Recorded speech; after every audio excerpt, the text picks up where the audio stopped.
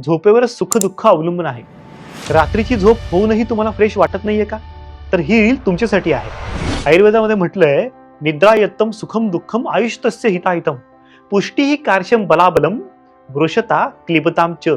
रात्रीची झोप फक्त होऊन चालणार नाही, तिची गुणवत्ता उत्तम असणं आवश्यक आहे.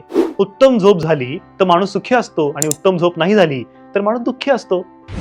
आयुष्यस्य हिताहितम म्हणजे काय? तर शरीराचं आरोग्य, मनाचं आरोग्य त्याच्यावरच अवलंबून आहे.